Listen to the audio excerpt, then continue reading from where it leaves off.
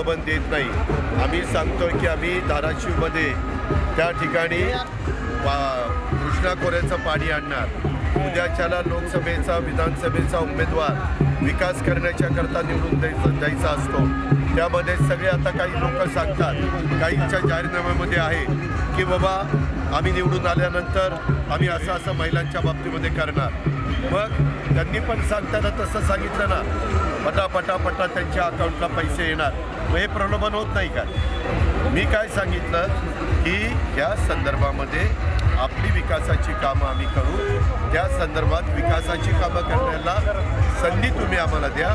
ती संधी द्यायची असेल तर तुम्ही त्या ठिकाणी घड्याळाच्या चित्राच्या शेजारचं बटन ग्रामीण भागात कळावरती छोटी सभा होती 100 लोकांची, म्हणजे आम्ही डॉक्टर लोक कचा बटन दाबा, त्याच्यामध्ये काही आचारसंहितेचा भंग नाही, त्याच्याबद्दल दुमत असण्याचं काही कारणच नाही। आता कितीतरी राजकीय पक्ष आपल्या स्वतःच्या जाहीरनाम्यामध्ये वेगवेगळ्या गोष्टी त्या ठिकाणी सांगतात। आम्हाला का निवडून द्या, तर आम्ही त्या भागाचा विकास करू, राज्याचा विकास करू, देशाचा विकास करण्याच्या करता मोदी साहेबांना साथ दिली। सुब्रते असं म्हणतात की मी नात्याचा आणि पदाचा मान राखला होता आणि त्यामुळं मी केंद्रात काम पुढे कुणाचं घर फोडायला पुढे दुर्गुळ नाही आहे। प्रत्येकाला विचारधारा विचारसरणी।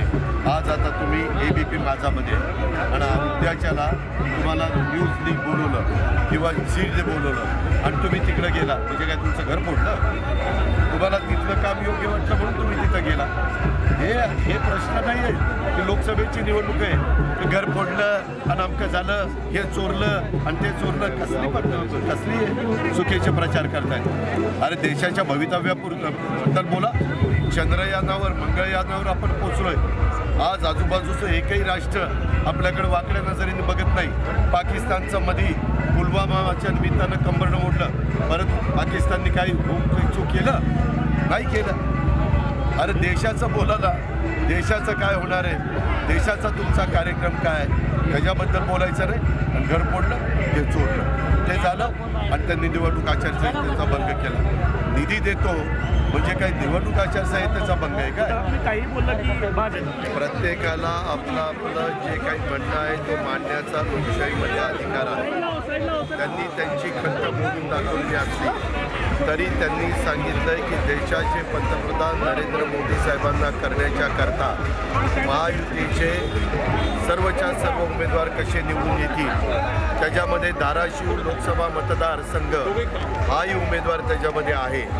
त्यामुळं त्यांनी सांगताना ते सांगितलेलं आहे ते एकनाथराव शिंदे आणि देवेंद्र फडणवीसांशी बोलतील आणि त्यांच्याशी चर्चा झाल्यानंतर त्यामध्ये त्यांचा जे काही म्हणणं आहे ते ऐकून घेऊन योग्य तो मार्ग ते काढतील। मला विकासाचा बोला। आज भारताचे पंतप्रधान विकास पुरुष म्हणून ओळखले जातात।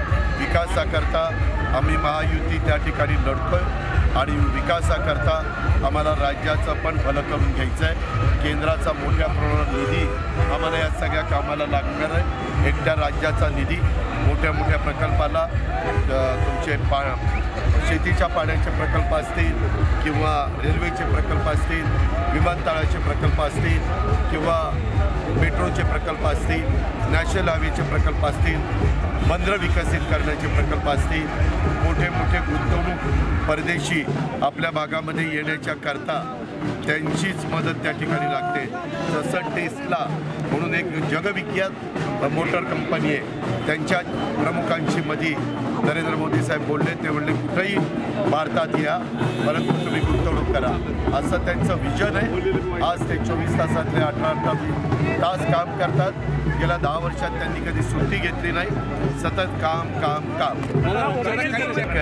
त्याला मला काही बोलायचं नाही। मी सांगितलं नाही देशाची निवडणूक आहे, हे कुणी तुमच्या माझ्या घरातले कपडे वॉशिंग मशीनमध्ये घालायची निवडणूक नाही। ठीक आहे, ओके।